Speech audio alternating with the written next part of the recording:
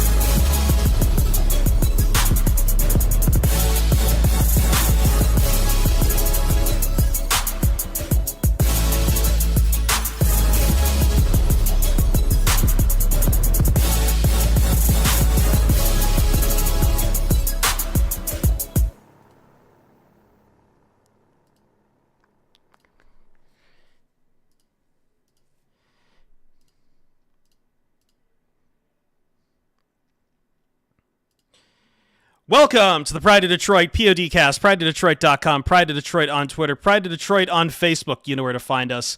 And apparently I have screwed up my camera to start this show, so things are going great right now here. I am Chris Perfett, the adequate host, being extremely adequate, at Chris Perfett on Twitter, at Perfett on Blue Sky, as I am trying to fix this right now as we go along. And we are trying to get in everything we can on this show real quick because our man Ryan Matthews at Ryan_POD is here as well. He's doing great and fantastic. Ryan, we had one hell of a night on Wednesday. We did, yeah. Wednesday was as Borat would say, great success. Great success. Yeah. I even had my wife there, and that's right. There were all you Lions fans that showed up. It was a great time. Good hang, pizza, Lions talk, Mina Kimes, Herman Moore, all the good stuff. It was, as we said several times, a dream come true. That recap of that is on podcast feeds. Jeremy sent me, I was in a Wyndham, and Jeremy sends me, I believe in the morning, 3 gigabytes of raw audio, and I'm like, yeah, I'm not getting this done on a hotel Wi-Fi, so it had to wait to LA, but I uploaded it, and I'm glad I did because the festivities carried into the next night, Ryan, into Thursday Night Football. And, man, where do we even start with this? What a team. What a man Dan Campbell is. And I know that Friday, every conversation was about the 4th down play call. And I feel like that's kind of jumping ahead of what's been going on in the game. But do you want to start there, or do you want to kind of set the feast first? I don't know. I think what I want to do is I want to peel back and just say the Lions won the football game 34-31. Thank you. Right? We usually get the score first, yeah. Well, but I mean, I think that's so important to just, as Dan Campbell kind of put the exclamation point in his post game victory speech in the locker room. It's the 4th divisional win of the year. Mm-hmm. This is huge. Like, that's awesome. In an NFC North where, you know, it's a razor thin margin of error. The difference between the 1, 2, and 3 in that division is so narrow. The Lions put serious distance between themselves and the Green Bay Packers and basically ended their shot at winning the NFC North in the game on Thursday. A game in which, Chris, the Lions defense, I made this note on social media, when you go to training camp, one of the first things you do the first day that you're there during training camp and there's 90 men on the roster, you grab a roster sheet and you have roster numbers to know who everybody is. I was doing that in week 14 when the Lions were on defense. It was incredible. It was incredible, and you saw Lee McNeil leave the game at one point as well. And the Lions really couldn't catch a break from the injury gods. But at the same time, we already saw the dividends being paid off of how active they have been to get reinforcements, right? Like, I'm just going to list some of the guys who I am now seeing for probably the first time on some of these defense box score sheets. Someone named David Long Jr. I'm not going to say someone. That is a Detroit Lion. Jonah Williams with a quarterback hit. Miles Adams with a quarterback hit. Quan Alexander, who we covered quite a bit coming to the team. He got 2 tackles in this game. I think you said it last time we recapped a game that assistant coach of the year is Aaron Glenn. And I think there's no, if you have someone better out there, I will probably fight you to the death over this. Yeah, I have how many weeks of game tape to show you post Aiden Hutchinson injury, post Marcus Davenport injury, Derek Barnes, whoever it is, right? Like the Lions have had answers, and that someone, David Long, he falls on that fumble recovery that Carlton Davis forces when Christian Watson tries to have a little too much dip on his chip. And that was a huge play in the game, Chris. You think about it. I mean, yeah, the Packers scored 31 points. And is that a great defensive performance? By no means is it a fantastic defensive performance until you take context into account. And like you said, some of the names that you listed in this defensive box score, these are guys who have joined the team within the past couple weeks. Some less than that, and these guys are playing football and not just playing special team snaps, Chris. These guys are lining up and playing defensive snaps for Aaron Glenn and getting the most out of it. It's incredible. I didn't see the final box score, but I saw midway part of the game, Pat O'Connor, his career high of 36 snaps was reached in this game. And as you say, it was kind of a mixed bag for the defense all around.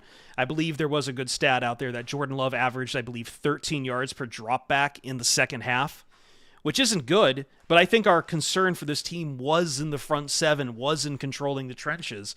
And I think both teams clamped down hard on the run. Josh Jacobs gets 3 touchdowns in this game, but I believe he had 18 carries for 66 yards, take away the long of 19, and suddenly that's kind of once again, a very middling run game stat line. But it wasn't great for the Lions on run as well, but we'll get to that in a bit. But I feel like they did what they have been doing every year to every team, is that they tried to make that team one-dimensional. And with a third-string defense, they clamped down on Josh Jacobs, who is amazing. And they clamped down on Jordan Love, running, except for, I believe, 4 carries he had there. But it was a team that really was digging deep to try to win this divisional game. And just, as you said, it's the situational play of it. It's like, yeah, there were touchdowns by the Packers, but holding them to a field goal late in that game, 2 touchdowns, and it's starting to look really bad after I believe that was... So I believe it was the first time the Packers took the lead. The Lions answer with a touchdown to take the lead back, and then you force a 3 and out. And that drive ends with the turnover on downs. But, there it is. The defense is holding up its part of the bargain late in the game where they really need to put the clamp on. Yeah, so, I think you look at the box score, and there's some things that seem a little funny, right? Like, I think... if you look at 24 carries for 99 yards at 4.1 a carry, now that's not a typical Lions defensive performance, but like you'll walk away with that happy, even if they had some short fields to play with, right? Whether it was, Green Bay forced a couple 3 and outs when the Lions were backed up against their own goal line, the turnover on downs the only turnover on downs that Dan Campbell going for 4th down occurred. And like you said, the Packers turned that into a touchdown real quick. But the numbers are a little fugazi. They're a little strange. They're a little weird. But I don't want to be the guy, but like the only numbers that matter are 34-31. No, that's Al Davis. They survived that gauntlet, Chris, that we were talking about. 3 games, 11 days. Didn't matter. How many victories did the Lions come out? 3. I mean, that you want to play the numbers game 3 for 3. That's 100%. And I don't I consider the Bears win kind of fluky, but I thought even if they got off that other play, maybe they'd probably win it all the same. this wasn't a fluky win either. And like, yeah, we kind of skipped over the first half. There was like, you hold Green Bay to 7 points in the first half. You're doing your end of the bargain. But this was not a fluky win. This is just teams trading blows back and forth. And for the Packers, they're a young team. For the Lions, they're banged up to hell. Lee McNeil, again, leaving this game early with concussion, I believe. Was it Brian Branch? Looked like he had gotten the sails knocked out of him. And I think Zadarius Smith had some cramping issues again in this game. So we are really down to studs here. And yeah, the Lions have 3 wins in 11 days, 12-1, clinch the playoffs in early December. Like, that's crazy. It is. That's where we're at. I think we should talk about the offense too. Yes. If you're good with moving over to that side of the ball, I am. I guess the one last thing I want to mention is, yeah, it was a great half. It was a great second half for Jordan Love, but that first half left me wondering, where is this quarterback that everybody is gushing about? Mm-hmm. And when we want to talk about how his incredible statistics line up with Toyotathon, and he's oh my gosh, like, I mean, the throws he makes and the arm angles and the balls he fits in tight windows and the deep passing attack, and oh my god, like, I didn't see any of that until the second half against a defense, again, that we keep coming back to saying is a practice squad defense. Yep. Like, 12 of 20 for 206 yards and a touchdown. Pretty pedestrian. And that was pedestrian, absolutely. And it was a bad first half, but then you had the second half where the offense is really what came alive for the Detroit Lions. Like, this was a relatively quiet day for them on the ground. They got over 100 yards rushing, but it looked like the Green Bay came in to do one thing in this game, which was to stop the run.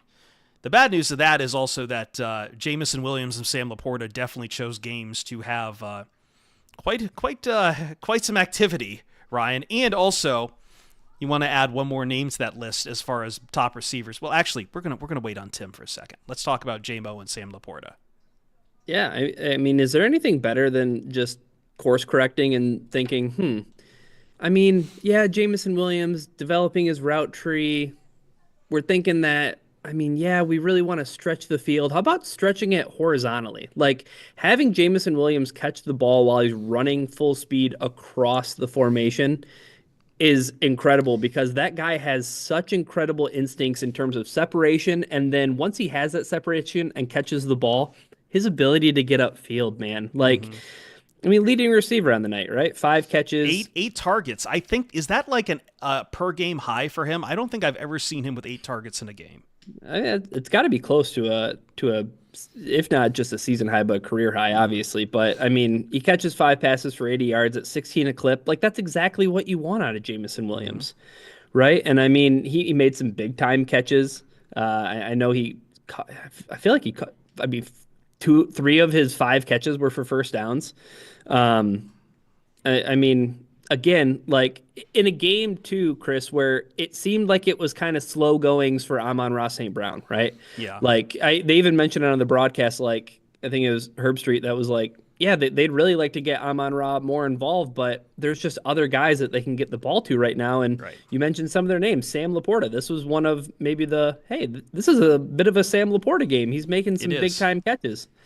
I feel like that was, again, schematic for, I think that, again, the Packers had that schematic. Stop Amon-Ra St. Brown, stop the run game. And I think they executed mostly fine. Amon-Ra St. Brown had that, I thought it was a first down at first blush, but it turned out to be a little bit short. But that was kind of the big catch of his night. He still finishes the night with like 5 of 6 or 43 yards, but we do have to talk about another man who got 43 yards in this game. The man who is, I don't want to even call him Josh Reynolds 2.0. I feel like at this point, he's starting, it's the performance he has. I am now moving to say that Josh Reynolds was the prototype for now what Tim Patrick is doing. He's his own man, right? Like, we're not going to say he's just a someone. Tim Patrick, in a big way, made big plays. 2 touchdown catches. I mean, his first touchdown reception since 2021 with the Denver Broncos. I mean, what a Yeah. moment for the guy, right? And I think Jared Goff talked about it in the post game where he said, he was so close to getting one against Dallas that got called back. And Jared Goff is the one who went into the end zone to go pick up and retrieve the ball that Tim Yes. Patrick caught the touchdown pass to give it back to him. And I, again, like just like more little gestures where it's like this is all about the team. Like the egos are getting left at the door, and that's something that I think we talked about during our live stream when we were at the Magic Stick. But this is a team that is pretty egoless, and it doesn't matter on a night where Amon-Ra only gets 6 targets, right? 5 catches for 43 yards. Tim Patrick is the one who's going to get the targets in the end zone and make some really big touchdown catches, Chris. Unbelievable stuff, really, from him. I'm just like, how did that? Like, wow. I'm not sure how he got open on one of those. And It in was the just red zone too, right? Like short yardage situations. Like you mentioned, the Josh Jacobs touchdown run in the third quarter where the Packers finally take the lead. How do they answer back? Lions score a touchdown. Yep. Tim Patrick. Okay, cool, awesome. Packers score a touchdown. How do they answer back, Chris? Tim Patrick. And it's, again, on a night where the Green Bay is selling out to stop you on the run. Like any kind of pitch out action they made after that David Montgomery touchdown, they said we're not going to have another one. And for their most part, they were doing pretty good at it. So you do have to go to something like Tim Patrick. And he's shown us over the last 3 games that he's got this short passing game rapport with Jared Goff, where it's like it's almost safety valve. It's like nothing else is working, but Tim Patrick's going to be there, and he's going to get you 7 yards. Yeah. And we're going to talk about someone else who's fearless in all of this in just a second. But first, Righteous Felon. I got through all of last night without mentioning Righteous Felon, except at the start in our botched open that I botched completely. But Righteous Felon Craft Jerky and Meat Sticks is the jerky that fuels the POD cast. Each 2-ounce bag of jerky with 16 to 20 grams of protein, each stick with 8 grams. If it's good enough for us, it'll be good enough for you too. They're based in Westchester, Pennsylvania, using locally sourced all-natural black Angus beef. They pride themselves on superior quality, revolutionary branding, and unique flavors that go beyond the stereotypical jerky offering. Go to righteousfelon.com now and use the promo code POD15 at checkout. You'll get 15% off your order. You'll get the gift of meat this holiday season. POD15 at righteousfelon.com. Coming up next on the Pride of Detroit PODcast, Balls of Steel, and why you shouldn't be worrying about it, because apparently there's a whole bunch of people who are once again using, Ryan, the dreaded G word to describe Dan Campbell. We're going to break that down because I think that's very unearned, but we'll talk about that next and look ahead to the rest of the season on the PODcast.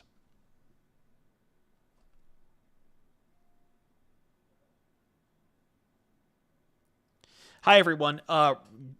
Ryan's got a very early morning, so we're going to just jump right into the next segment. I'll stick around and talk with you guys on chat afterwards, but I just want to dive right back into it so we can get back to it. Yeah, I appreciate it, guys. Yep. Thank you. And thank you again to everyone who showed up at Magic Stick. There's been a lot of guesses at G word, and I realized how open I left that. But I'm going to grab a cup of water real quick. Yeah, okay? sure. You do that. I'll read some alerts. All right. Thanks, everyone. McVeigh Rob, by the way, gave us a tip $6. Said Oh wait, I think that was for Jeremy's Madden simulation. Sports Turf Pro, thank you. 20 months with us. Been waiting a long time for right now. Love this team. Yeah, JW Lagina, 29 months with a bunch of emojis and a lot of fuck the Packers. Yeah, fuck the Packers, really. I want to ask Ryan about that real quick in the break before we jump back in. Quirky Zerky, thank you for 40 months of wonderful POD coverage and amazing Lions development. Steel Lion, 23 months. This coaching staff reviving careers. Yes, and HSW 950 210, 4 months. Heck the Packers. Yeah, we'll keep it a little PG. Real quick before we get back into it, Ryan, would you like to mention anything to one particular member of, well, let's just say, media around the Green Bay Packers who have been kind of the thorn in our craw? It's hard to Well, I mean, you did narrow it down, but there's just a lot of them that Well, are showing their red baboon, you ass know red what's. Matt. Well, let's Pete, man, you got to calm down. Yeah, like at a certain point, it's a football game, right? I've seen some people mad at the end of games, and by the way, apparently, we need to remind Vikings fans about the rule book that just because Jared Goff's knees down does not mean the play is over. But Pete Bukowski, man, I mean, I hate to call out individual people, but Ryan, if you I now you know why I never want to talk about officiating on a podcast. Hmm. Yeah, it never looks good. Um, It's sour grapes all the way through. and I get, well, let's go back to the Jared Goff play real quick because I get that everybody loves Saturdays. Saturdays are great days. Every day should be Saturday, arguably, right? I mean, we love college football I as love much as the college next person. championship weekend, man. Yeah, there's a big difference though between college football and pro football when it comes to, whether a offensive player with a football is touched and not touched and what those rules are. And I think we're all familiar with them. So I feel like that's elementary stuff that we don't need to come That's back to, elementary, right? yeah. But what Pete was arguing about is like, okay, whatever, man. Like, I kind of get that officiating has been kind of patch and go across the NFL, but also to declare it going against the Packers. Like, I'm not Did even doing this as like oh, the Lions used to get so much going against them. It's just, again, I didn't see anything terribly wrong with the way the game was called. Like, guys are going to miss some calls here and there. But I didn't think it's favored one side over another, I guess, in its ineptitude. did Zadarius Smith come into contact with Jordan Love's head? Yes, but I it didn't feel like in real time maybe it was egregious. Like it didn't look bad until I saw it in super prime video slow motion that it looked bad, right? And, Yeah. and these are bang bang plays. But even like Dan Orlovsky is like not understanding the rule book when it comes to the pick play down in the red zone where the receiver has 1 yard to basically set a pick. Like they have a yard from where the ball is being snapped. And that yard would have been the 5 yard line, which is a long strip of line that is very easy to see that Christian Watson came into contact with Kirby Joseph past that line. Like, okay. I don't know. Like that's just I don't know. Yeah. No, I'm I don't know. Like, what do you want to do with Pete? I mean, I'm drinking this water here in Michigan, and it's just fine. Pete.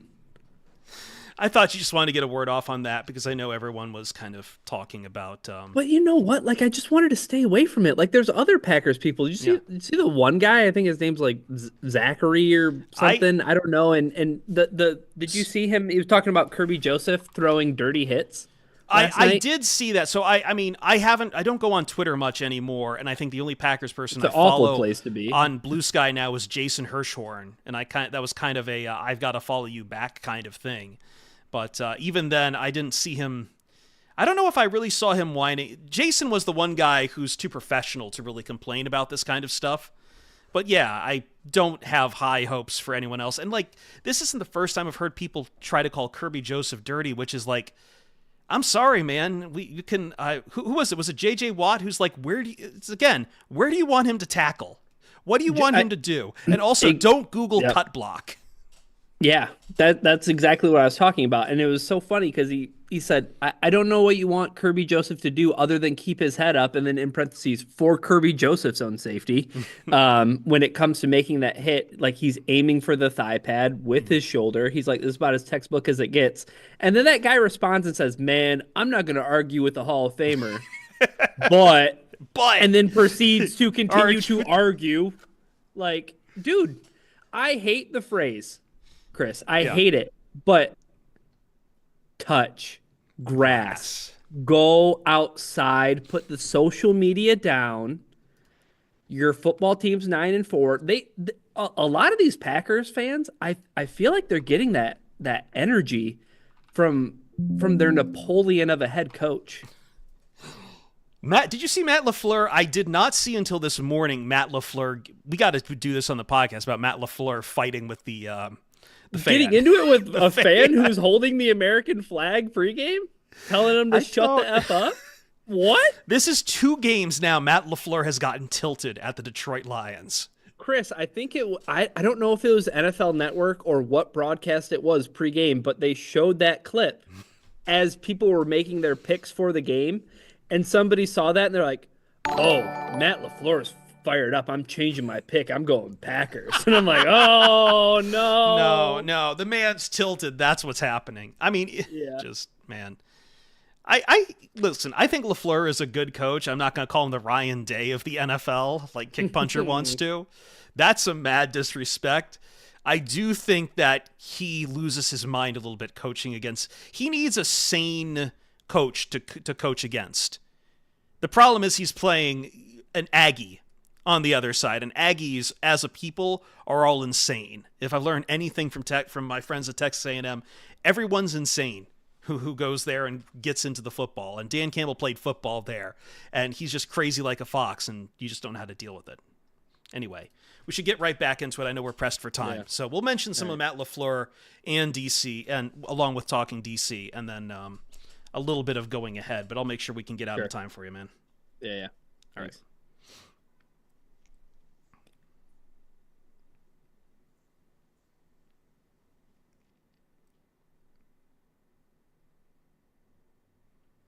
Pride of Detroit PODcast. I did mention the G word before we went to break, and I realized there's way too many candidates, Ryan. So that's on me and being adequate. That's fine. Go ahead and reveal your G word. So you know me, I tend to keep an eye on what national media says sometimes. And I knew this would happen. I knew this would happen after the game. And I'm trying to really not be defensive about it because I think some Lions fans were kind of getting a bit of a reputation for being a little too defensive. But just as a general football person, I hate when we start deciding, oh yeah, this coach here, he's taking gambles. He's taking risks. Even though the Lions won this game, in large part because Dan Campbell decided on 4th and inches to go for it rather than kick a field goal and give the ball back, there is still concern that this will somehow that Dan Campbell's aggressiveness will bite the Detroit Lions in the ass in the playoffs, to which I have no answer there other than like, okay, whatever, you want to believe that, fine. But the fun thing about this 4th down decision, it wasn't even backed by the analytics. The analytics would have said to kick the field goal in that situation, I believe, by the chart. But, and I'm stealing this point from our friend Mina Kimes, who joined us on Wednesday. If you ask any Packers fan out there before that 4th down decision, do you want the Lions to try to go for it on 4th down or kick the field goal? They would all probably say they want to kick the field goal because they want the ball back with that time. And as I said, with Jordan Love averaging 13 yards per reception, in the second half, like they had a real chance not just to go to tie it up, to go 34th, but to maybe get a touchdown with the way the Lions defense was gassed up. It was ballsy. My heart almost dropped out of my chest when I saw Jared Goff go down, which, by the way, that play is still legal for people at home having questions this week. I don't think we have to revisit this. Just look up the rule book. But it worked. And the Lions it was tied. The Lions weren't behind. They were tied. And they ran off all the time to kick an easy Jake Bates field goal to win this game. Green Bay didn't get to sniff the pigskin again. And I know, Chris, the big thing about 4th down decisions is, well, did it work or did it not work? I didn't have a problem with the decision because what you just pointed out about, Mina Kimes taking that point and saying, hey, if you're a Packers fan, do you want the ball back in Jordan Love's hands? Absolutely you do. I think back to, remember the decision that Dan Campbell made in Minnesota where he decided to kick the field goal. They missed the field goal. And what did the Minnesota Vikings go and do? They went and won the football game, right? I, I totally respect the decision. That shows reflection. That shows Dan Campbell thinking not just in the moment, but also, hey, like I've been here before. It shows growth. It also shows knowing his football team at that time, right? The second half had not gone well for the defense in terms of, like you said, hemorrhaging all those yards per completion for Jordan Love in the offense. I was fine with it. I was fine with every fourth down call. I was fine with Dan Campbell going for it on fourth down on their own 31-yard line. Did I love the play call? I generally I don't like trying to run 20 yards, east and west to get 1 yard. Maybe they saw something. Okay, especially not with Green Bay clamping down the run. Just right. Yeah. It didn't seem like the Lions were doing a great job of getting to the edge when it came to running the football outside of maybe one or two times. This was a tough day for Skipper. Yeah, and I mean, Skip post game in the locker room was having a brief encounter with a wastebasket that Dan Campbell gave him a shout out for spilling his guts, and that's what he said, right? Like, lay it all on the line, give it everything you have, and the fourth down decision making, Chris, and I know you said you keep an eye on the national media and the national pundits who have something to say, but as soon as I saw Emmanuel Acho say Dan Campbell isn't being aggressive, he's being asinine, I knew immediately that Dan Campbell was in the right. He was in the right. Here's the thing, and this is why I really hate the gambler term, because I don't think it's fair to any coach who makes a fourth down decision. As we said, even kicking the field goal there is a calculated risk. You're giving the ball, you would give the ball back to them with what? I think there was like a minute 15 on the clock at that time. Maybe at what point? Before they got the first down. Yeah, it was a minute. It was a minute 27, I believe. Well, so no, third and one. The ball gets ran. There's 43 seconds left. 43 seconds. That's what it was. 43 seconds. Yeah. Fourth and one at that point. Now, some funny things happened before that, though. And I'd really like to know, and I don't know if it's out there because I didn't pay attention to much of Packers land. I tried to stay away from it as much as possible. But before that 2-minute warning, Chris, Jahmyr Gibbs ends up out of bounds at the 2:01 mark, which kind of gives Green Bay like an extra little timeout. On that, I think it was a 2nd and 9 play where he got, or a 3rd and 7 play where he got 7 yards, got the first down, but was it the long second down where they also burned another Green Bay timeout to avoid a 10-second runoff? I did not think LaFleur was handling his timeouts very well at the end here. He was super fired up about something, and that's the thing that I don't really know about. But we'll get to him in a second. Yeah, so it's the 2nd and 9 play. But Gibbs gets pushed out for a 2-yard gain. It's 3rd and 7. There's 2:01 left. But then that's the David Montgomery. Jahmyr Gibbs, there's the holding penalty on the Montgomery run with Ragnow. I mean, you want to talk about ticky-tack calls. We're not going to do any of that stuff because we're above talking about penalties on this podcast. I want to can we talk for a quick second, though, about the 2nd and 17 play? Like the Amon-Ra St. Brown play where he shows up and makes a huge catch. I need to finish this. I just want to finish this point real quick and we'll go back to But again, you have two different calculated risks. You would have given the ball back with like 43 seconds to go if you kicked the field goal, for probably about 40 seconds. Or you try to end it right then and there. Both are risks, yes, and both are calculated, and both you have to assume what is going on with your team in that moment. And that's why I'm saying, like, if you want to call it a gamble, I really can't argue with you, but I think it's being reduced to being like, oh, Dan Campbell's out here hitting 16 hitting on 16 in blackjack. No, I don't know of a coach with a better idea of the pulse of his team in that moment. That's what coaching is knowing what your team is up to in that moment, knowing that you have the right play call. As you said, there was a lot of shenanigans here, and they probably knew very well what they want to run on a 4th and short to get it to put the game away. That's why I'm saying I understand 4th down makes people think it's a gamble, but I'm saying this wasn't a gamble in the way that people are talking about. He's not out here recklessly rolling the dice. He's not hitting on 16 or 17 in blackjack. He knows exactly what he wants to do, and that makes it even more scary to coach against.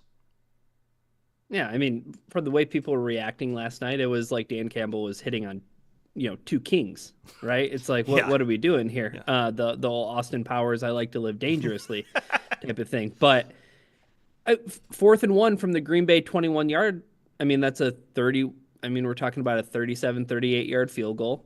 Mm-hmm. If Jake Bates misses the field goal, oh, that would be even worse. I mean, how much worse could it be than that, right?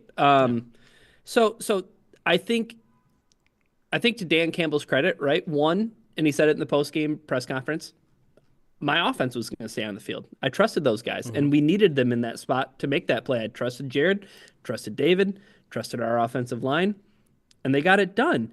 And you take the demons from Minnesota and US Bank Stadium and you throw them behind you. And you move forward and you make a call like that. Mm-hmm. And I think not only that, but I think even if the Lions don't get that first down, I think that there's a hell of a lot of confidence in making that call that is residual to the defense, because it's like, hey, we're making this play so that we can end the game on our terms. And if we don't get it, you know what? Yeah. There's 40 seconds left. Green Bay has no timeouts. You have to prevent them from getting into field goal range. And that's yeah. You would have to kick off. I didn't even mention kicking off too. Like, they would have turned the ball over at the Green Bay 21 yard line, I believe. So like, well, from where the kick gets spotted, so like another 6 or 7 yards back. So like, I mean, they're essentially getting the ball like right near where they would get if Bates were to make the field goal and then kick it off again, right? So it's like, it's kind of like negligible. Like, go for the first down and end the game on your terms. And if you don't get the field goal with 2 seconds left, well, then you go to overtime. Yeah, you go to overtime, and they probably, you just make sure they don't get anything long, and then just see what happens. The other coach we could talk about not comporting himself very well, and I won't linger too long on this. Is Matt LaFleur just getting tilted when he deals with the Detroit Lions and or Dan Campbell? Is it just that Dan Campbell's insane and that really drives him mad? Like, I have no other explanation on, like, hey, why are you like grabbing an American flag from a fan or fighting with someone before the game? I just remember him the lip reading at during the Green Bay game, Ryan. This is a guy that's kind of seen as cool, calm, collected, and something happens when he plays the Lions. Yeah, I mean, it's not just Dan Campbell. It's fans who are holding the American flag, right? Yeah. Pre-game during the national anthem. What are we doing? Burned a lot of timeouts in this game, man. I mean, a weird challenge too. Like, when do we ever see a ball spotting get overturned on a first down? Like, in terms of a running play, like the play that Gibbs got the first down clearly. LaFleur, I don't know. He's on tilt all the time, man. Like, the fact that they had no timeouts before they were going to get the ball back near the end of that game, and a lot of those were not used to stop the clock when the Lions were running it down. That just seems weird to me. It had to be used to prevent 10-second runoffs and whatnot. So, well, at least unlike LaFleur, unlike Eberflus, he used all of them. They don't roll over, right? They're That's not right. sick days. Yeah. Mm-hmm. But yeah, a lot of Packers fans sick after that one. So let's take a quick look around. So we got the Bills coming up, a little bit of extra rest, and oh God, if there's any game I feel less confident about remaining on the schedule, it might be against the Bills. And thankfully, it's not a conference game. But that one, thankfully, again, at Ford Field, so you don't have to worry about, weird snow magic, but I don't think there's any team playing better than the Bills. But dare I say it, Ryan, the end of the schedule is starting to get a little, I don't know what the Bears are going to be leading up to Festivus Eve. I don't know what the Bears are going to be. We hope they get the dead cat bounce out of the way, and they just beat up on, who are they playing next? They're playing the 49ers. Wow. and then they're just kind of like mellowed out by the time you play them in Chicago. The 49ers are not much of much right now, but it does feel like, once again, the Lions are kind of doing everything they can, and we just kind of wait and see if the Vikings will stumble at all to see how much that game at the end of the year is going to, at the start of the new year, is going to matter for this division and the 1 seed. Well, hopefully too, the Vikings kick them around a little bit too. The week before that, the Lions played the Bears for the final I'm time. sorry. I think I have that. Wait, hold on. I think I might have the schedule wrong in my head. No, well, so the Vikings play the Falcons. Yes, that's right. This Sunday. Yep. And then it's the Bears, right? It's the Bears on Monday night. So hey, I don't know, maybe the Bears getting a little less rest. Extra days rest for the Detroit Lions, who play on the 15th, and the Bears don't play until the 16th. But I mean, are we staring down Week 18, Chris? Is Week 18 going to be for the whole kit and caboodle when it comes to the NFC North?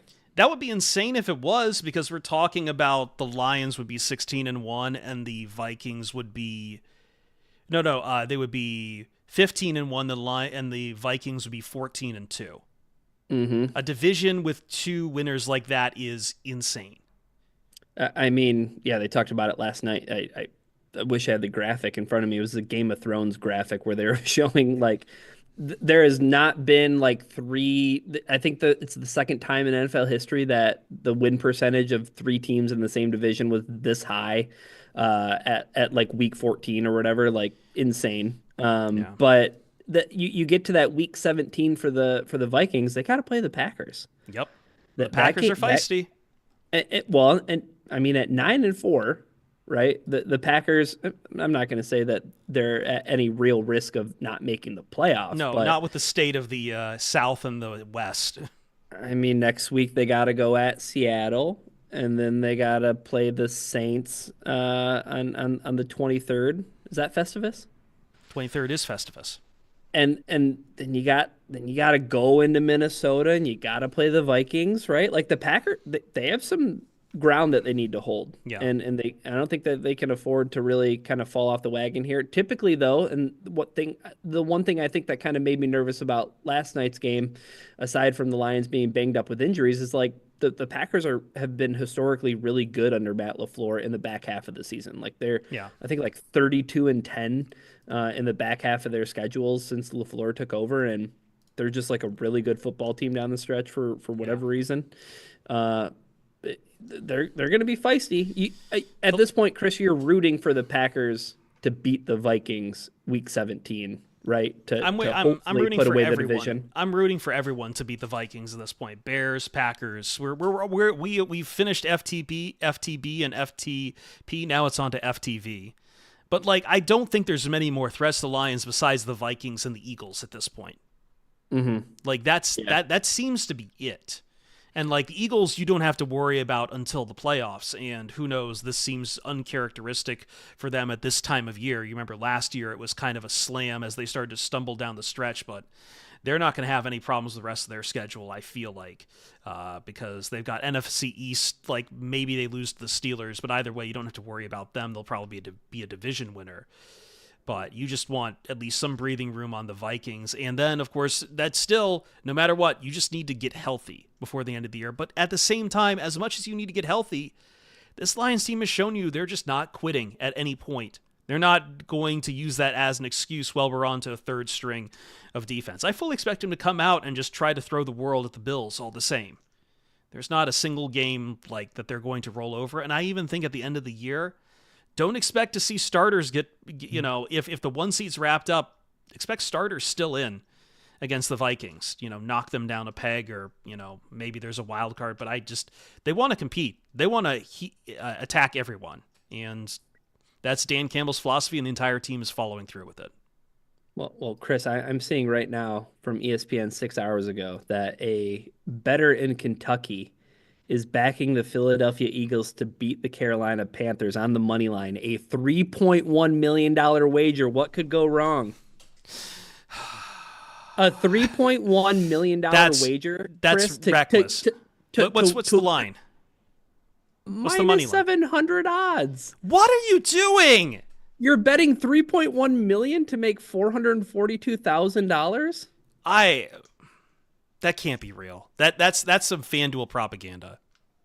Um, I I don't know, but I'm just saying that I'm hoping that the plucky Carolina Panthers, who seem to be a little bit rejuvenated now with Bryce Young, that now that they now that he's not in the corner with the dunce cap in timeout, that Bryce Young has been invited back into the fold and now he's playing like a big boy. Uh, that the Carolina Panthers could maybe knock off the Philadelphia Eagles and I some Kentucky bettors out $3.1 million because they wanted I to make a little bit of coin. I have to spend Sunday in a control room with an Eagles fan, so this might be dicey. Either way, I think that's it for us here. Final words on the game. Probably the best game I've seen this season. There's been a lot to do, and I love the comeback against the Texans, but I feel like if you're a neutral NFL fan, this was the best game of the year the Lions have played. Oh, as far as like a neutral NFL fan? Yeah, because like you Yeah. Vikings, Texans, Packers, those are your list cast, and probably Rams, maybe Rams to start the year, but that was kind of sloppy for both teams. Yeah, I mean I really did enjoy that first win against the Packers. I mean, That was even if it good. was sloppy just in Lambeau, like that was a great time. But yeah, I think last night's game, Chris, I think the last thing I want to say about it is it really did feel like a heavyweight fight on Thursday against against a boxer who just like refused to go down in the Lions, and they threw haymaker, and then Green Bay threw a haymaker, and then the Lions answered back. It was highly entertaining, and it's all the more better now that the Lions came out ahead 12-1, Chris. The Detroit Lions are 12-1. Yeah. So wait, are we saying that the Lions are probably Tyson Fury? I'm sticking more with like the Jake LaMotta. I'm sticking more with the Jake LaMotta. Tyson, I remember watching Tyson get hit, Tyson Fury getting hit something nasty by Deontay, and just like he's still alive and he's about to win this fight. Who's our one lovely boxer that we couldn't get enough of? I Oh, don't know. I don't know. Save it for Gennady another. Save it for Golovkin? another time. Whatever. Yeah. I think this is where the podcast is unraveling. Yeah. So, yeah, Jeremy, enjoy your holidays out there. Everyone, check out the replay of our live show. Thank you, everyone. I cannot thank everyone enough for making that dream a reality. That was incredibly cool. We raised $50,000 for Rogel Cancer Center. And Ryan, thank you for joining me on this quick podcast. We're going to put a cap in it, and we'll have a midweek mailbag. We'll have some preview podcasts, and we'll see you after the Bills. Ryan, it's been great. It's chaos. Be kind. And see you Sorry. Starside. No, Trademarked. My bad. oh, wow. Oh, well. We'll ignore the copyright strike on that one. I'm channeling his energy. Recording stopped. All right. Sorry. I know we went a bit late for you, man, but No, yep. you're good, man. I appreciate it. Enjoy with the kids tomorrow. Yeah, I will. See you guys. Take care. If you showed up to the live stream or you even just watched it, again, my total and complete gratitude and thanks for being Eternal awesome. gratitude. I got to shake Yeah. so many people's hands at the end. It was surreal. I think a guy was out there from California for the game too. Oh, really? Yeah. So I got some Yeah. love as a Lions fan in Cali for keeping it a buck. Andy Ruiz. You remember Andy Ruiz? Andy Ruiz, yes. Yeah. I can't believe I forgot about. You know what it is I feel like Andy Ruiz and Tyson Fury kind of meld together in my head as these like impossibly big white boxers. Yeah. I mean, I know Ruiz isn't white, but like, Right, a paler skin boxers. Yeah, and like not the typical boxing shape, right? No, like more no. more butterbean than anything else. God, that was such a great. God, I miss those times in boxing where we're just doing stupid fucking celebrity fights all the time, man. Like, You mean sports entertainment? I know. It might as well be, man. I can't believe how many people got worked by Tyson and Paul. So many people mad that Mike Tyson at like what 60 couldn't knock that guy out. Like, are you kidding me? Hey, anybody with eyeballs watch those first two rounds and realize that Tyson didn't dump the tank early.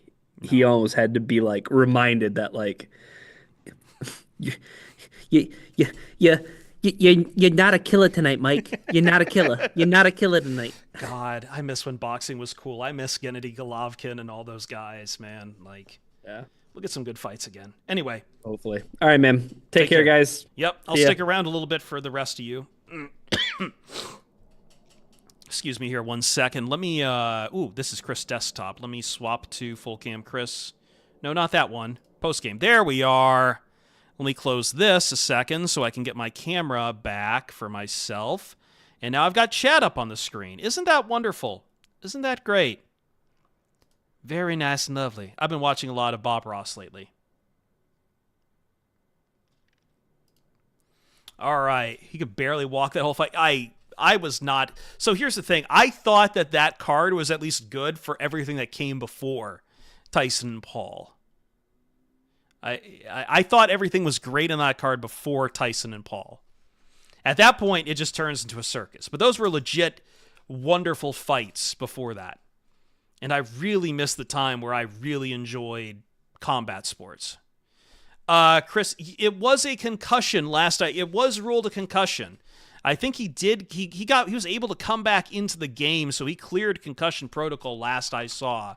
If there's been an update since, I've been basically working all day, but I believe it is going down as a head injury. And I believe he's still dealing with concussion, yes, after the game itself. Yeah, the two women were tremendous. Yeah, I'm sorry, I'm forgetting their names right now, and I really shouldn't, but that was a hell of a fight. Like, there were some good fights on that card. And that's where the devil's bargain really comes on that kind of Logan Paul, Jake Paul, circus bonanza type of stuff. Because it's maybe the only way you get people to watch a lot of really cool boxing is to throw on a circus match for the main event. And that sucks. Like, I love boxing. I grew up loving boxing. And I still love that, and I loved briefly UFC. I don't think there are any good fighters left in the UFC. Bones Jones is at the end, and there's not been any new ones in sight, so my love of UFC is kind of waning. But boxing's always been there, and boxing's always been transformative because of how it is structured. I just wish it wasn't so beholden to the Paul brothers right now. And unfortunately, that's just the way of the world. So, whatever. Will Detroit get in trouble for letting him play again? No, probably not. Sounds like he just kind of cleared it there, but like maybe he had to get checked out later in the game.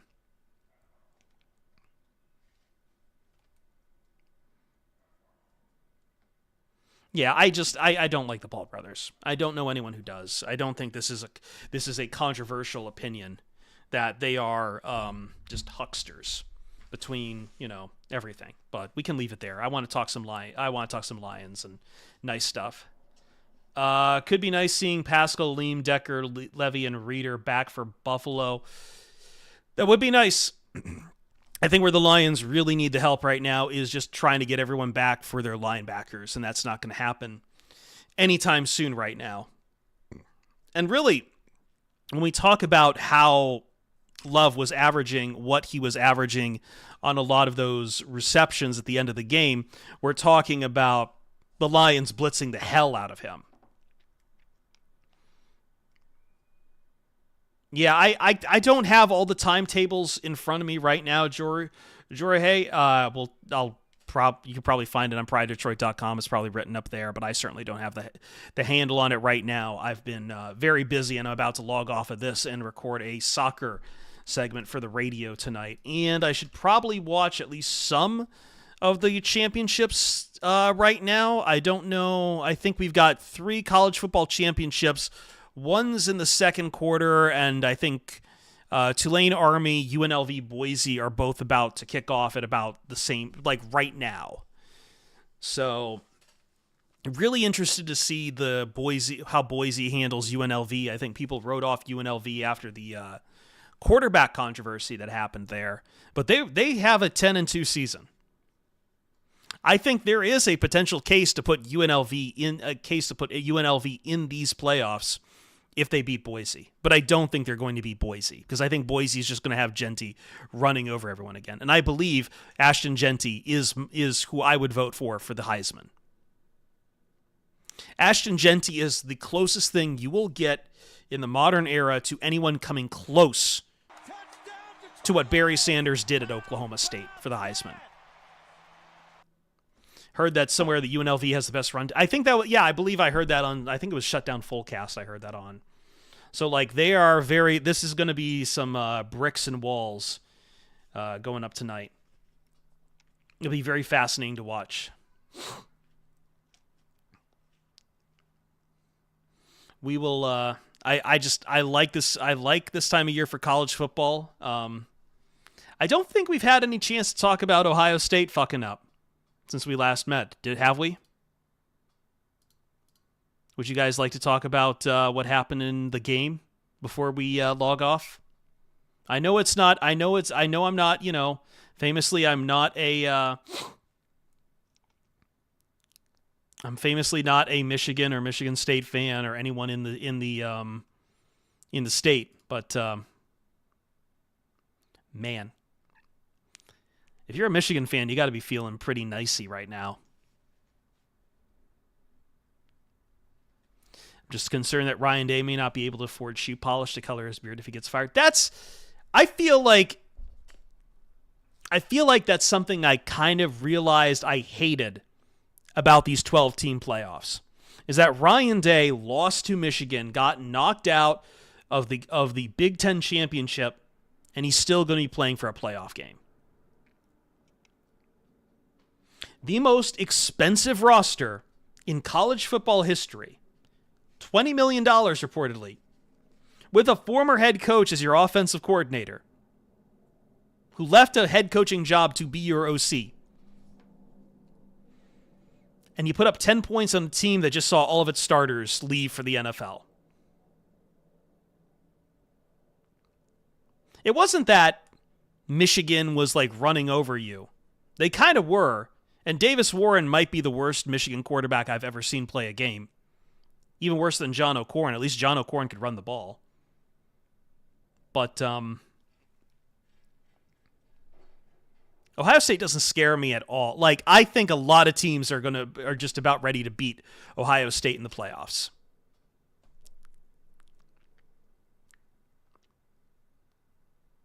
Saw a breakdown that game show that Wink Martindale may have baited Ohio State in running the ball more than they wanted to, especially on key third downs.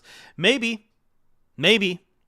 I'm not smart enough to do those X's and O's stuff. What I am smart enough to know is that you only put up 10 points with a $20 million roster against this Michigan team, the worst Michigan team since probably the COVID year. And you were bad on special teams, too. You're bad in the trenches, bad on special teams. Like, Ohio State's going to be in the playoffs. I don't think they belong in the playoffs. I think that is my assessment of what happened in the game. It was extremely funny. And then the fight afterwards was also extremely funny. What was also extremely funny was Gus Johnson deeply intoning, "Nobody wants to see this." Brother, you just spent 3 hours talking about how these teams hate each other, blood and guts. They despise, they want nothing to do with Oh no, they're fighting. Oh no. And as he said, nobody wants to see this. What happened with the Fox Sports camera? Stayed squarely on that fight. Squarely on that fight. Nobody wants to see this except the entire country wanted to see it. The entire country wanted to see that. And yes, Junk Trunk has the most funny part is that Mike Norvell's Florida State team, when 2-10, got into a fight over a flag planting by University of Florida, and he went into the middle and grabbed the flag to throw it away. Ryan Day is just staring there like in disbelief. He's not trying to break up the fight. He's not trying to do anything. He's just staring there looking like someone died.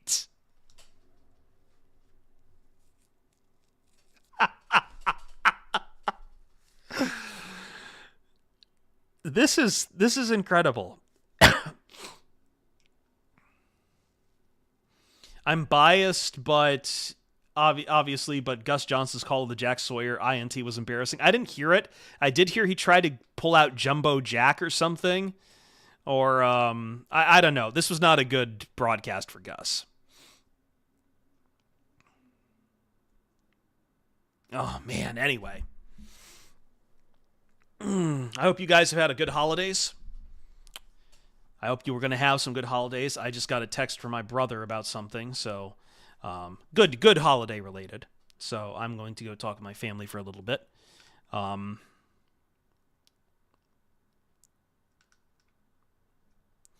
But yeah, it's been a wild week of sports, and the Lions got to have a win. 3 wins, and I love when they play on a Thursday, if only because it now means I can focus on watching a lot of other games on Sunday. So I think we had a couple more alerts. I'll try to get to them here. JP is me, 91, 26 months. Did this game make you worry about a potential Eagles matchup? Feels like they could do things similar to the Packers, but on a higher level. I have to watch the Eagles a little bit closer. They definitely seem like they are very complete right now.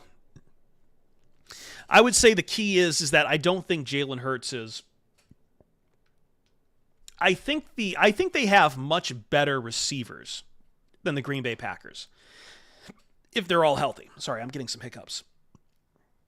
Funny enough, we didn't even mention this on the podcast. Jaden Reed was 0 for 0 yards on 1 target in this game. Completely taken out of this game. Christian Watson went off though, but you know. But I think the Eagles have better receivers, but as much as I don't believe in Jordan Love, I also think Jalen Hurts is not much of a passive. Like, it's tough. It's really tough for me to do the read this season on Jalen Hurts, and I need to watch more of him to try to see how he is playing right now. Because earlier in the season, I didn't think he was playing great throwing the football. I need to see how he's doing right now. So I think I'm going to watch the games this weekend and try to get a sense for that. But they're definitely like the closest matched up to the Lions. And the Lions are definitely hurting on injuries in a way that the Eagles are not. Yeah, and the big thing there is, as Posey mentions, is Saquon Barkley. You got to imagine how much more Saquon Barkley they could do if they weren't trying to do the tush push too.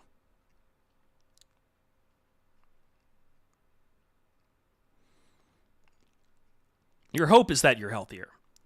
All these are are just timetables. You just have to watch, wait, and see. Anyway.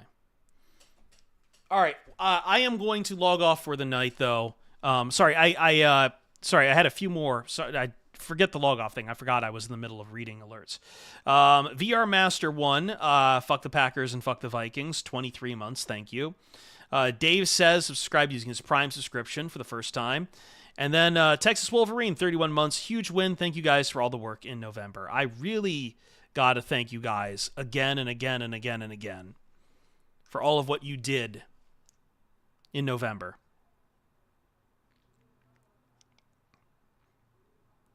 Sorry, I'll do this before we go. Yeah. I know some people are saying have a good night after I faked that.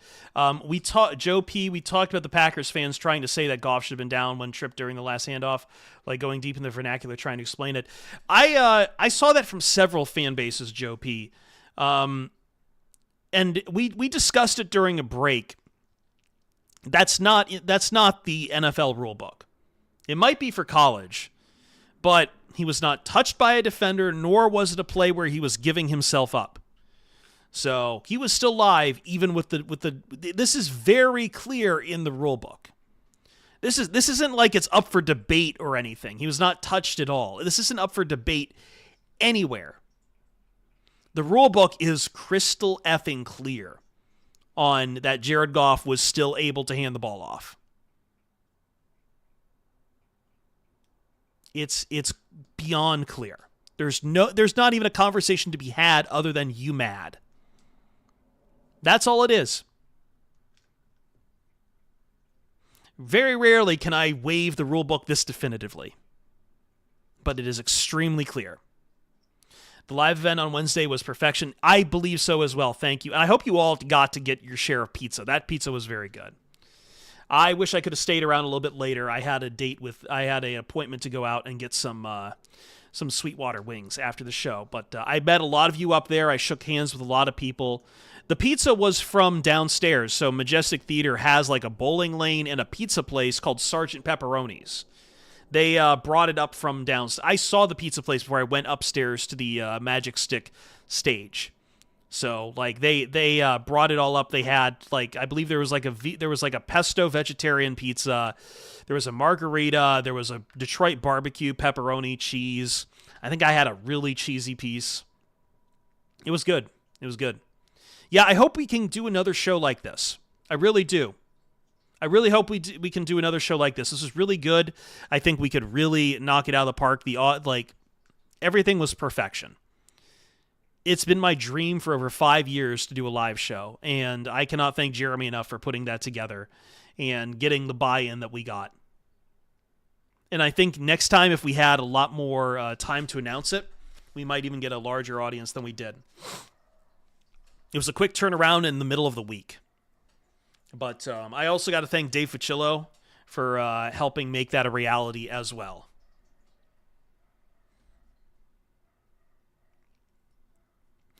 SB Nation, for as much as we've kind of had some up and downs sometimes with them, they helped put together everything for us.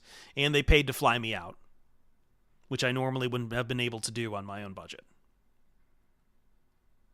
So, it was great. It was fantastic. Anyway, guys, I have to get off. I have to deal with a couple things, record some stuff, and get some more work going. My work never ends. So, catch you guys around. Enjoy a week of football without having to worry about the Lions, because the Lions got the dub. And watch what you can.